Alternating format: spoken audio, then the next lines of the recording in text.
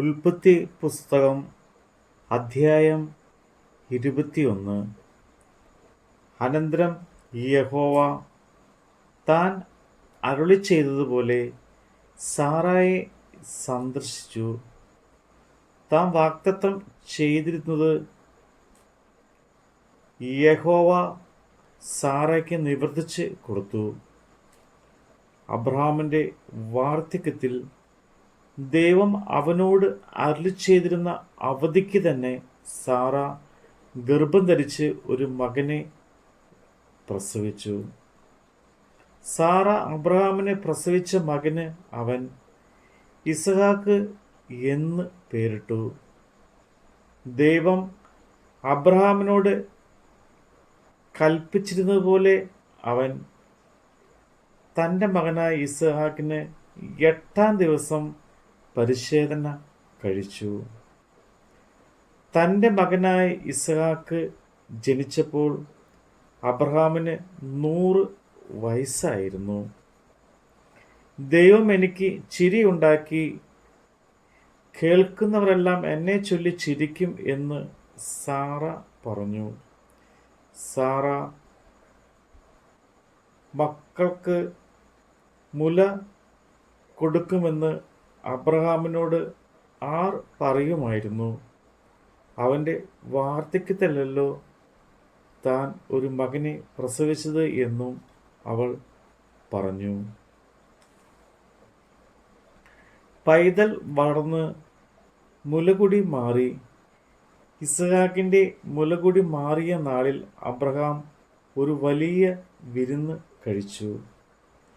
മിസ്രൈമി ദാസി ഹാഗർ അബ്രഹാമിന് പ്രസവിച്ച മകൻ പരിഹാസി എന്ന് സാറ കണ്ട് അബ്രഹാമിനോട്, ഈ ദാസിയെയും മകനെയും പുറത്താക്കി കളയുക. ഈ ദാസിയുടെ മകൻ എൻ്റെ മകൻ ഇസ്ഹാക്കിനോട് കൂടെ അവകാശിയാകരുത് എന്ന് പറഞ്ഞു. തൻ്റെ മകൻ നിമിത്തം ഈ കാര്യം അബ്രഹാമിന് അനിഷ്ടമായി. എന്നാൽ ദൈവം അബ്രഹാമിനോട് ബാലന്റെ നിമിത്തവും ദാസിയുടെ നിമിത്തവും നിനക്ക് അനിഷ്ടം തോന്നരുത്. സാറ നിന്നോട് പറഞ്ഞ പോലൊക്കെയും അവളുടെ വാക്കു കേൾക്കുക. ഇസ്ഹാക്കിൽ നിന്നുള്ളവരല്ലോ നിന്റെ സാക്ഷാൽ സന്തതി എന്ന് വിളിക്കപ്പെടുന്നത്. ദാസിയുടെ മകനെയും ഞാൻ ഒരു ജാതിയാക്കും, അവൻ നിന്റെ സന്തതിയല്ലോ എന്ന് അരുളി ചെയ്തു. അബ്രഹാം അതികാലത്ത് എഴുന്നേറ്റ് അപ്പവും ഒരു തുരുത്തി വെള്ളവും എടുത്ത് ഹാഗറിൻ്റെ തോളിൽ വെച്ച് കുട്ടിയെയും കൊടുത്ത് അവളെ അയച്ചു. അവൾ പുറപ്പെട്ടു പോയി ബേൽ ഷേബെ മരുഭൂമിയിൽ ഉഴുന്ന് നടന്നു. തുരുത്തിയിലെ വെള്ളം ചെലവായ ശേഷം അവൾ കുട്ടിയെ ഒരു കുരുക്കാട്ടി തണലിൽ ഇട്ടു. അവൾ പോയി അതിനെതിരെ ഒരു അമ്പിൽപ്പാട് തീർത്തിരുന്നു. കുട്ടിയുടെ മരണം എനിക്ക് കാണേണ്ട എന്ന് പറഞ്ഞ് എതിരെ ഇരുന്ന് ഉറക്കെ കരഞ്ഞു. ദൈവം ബാലന്റെ നിലവിളി കേട്ടു. ദൈവത്തിൻ്റെ ദൂതൻ ആകാശത്ത് നിന്ന് ഹാഗറിനെ വിളിച്ച് അവളോട്, ഹാഗറെ, നിനക്ക് എന്ത്? നീ ഭയപ്പെടേണ്ട. ബാലൻ ഇരിക്കുന്നിടത്ത് നിന്ന് അവൻ്റെ നിലവിളി ദൈവം കേട്ടിരിക്കുന്നു. നീ ചെന്ന് ബാലനെ താങ്ങി എഴുന്നേൽപ്പിച്ചു കൊള്ളുക. ഞാൻ അവനെ ഒരു വലിയ ജാതിയാക്കുമെന്ന് അരുളി ചെയ്തു. ദൈവം അവളുടെ കണ്ണ് തുറന്നു. അവൾ ഒരു നീരുറവ കണ്ടു. ചെന്ന് തുരുത്തിയിൽ വെള്ളം നിറച്ച് ബാലനെ കുടിപ്പിച്ചു. ദേവൻ ബാലനോട് കൂടെ ഉണ്ടായിരുന്നു.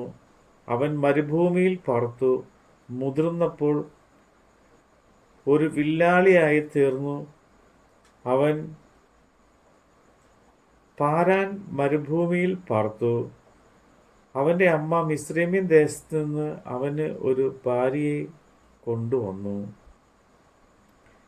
അക്കാലത്ത് അബീമേലെക്കും അവൻ്റെ സേനാധിപതിയായ പീക്കോലും അബ്രഹാമിനോട് സംസാരിച്ചു. നിന്റെ സകല പ്രവൃത്തിയിലും ദൈവം നിന്നോട് കൂടെ ഉണ്ട്. ആകയാൽ നീ എന്നോടോ എൻ്റെ സന്തതിയോടോ എൻ്റെ കുലത്തോടോ വ്യാജ്യം പ്രവർത്തിക്കാതെ ഞാൻ നിന്നോട് ദയ കാണിച്ചതുപോലെ നീ എന്നോടും നീ പാർത്തു വരുന്ന ദേശത്തോടും ദയ കാണിക്കുമെന്ന് ദൈവത്തെ ചൊല്ലി ഇവിടെ വെച്ച് എന്നോട് സത്യം ചെയ്യുക എന്ന് പറഞ്ഞു. സത്യം ചെയ്യാം എന്ന് അബ്രഹാം പറഞ്ഞു.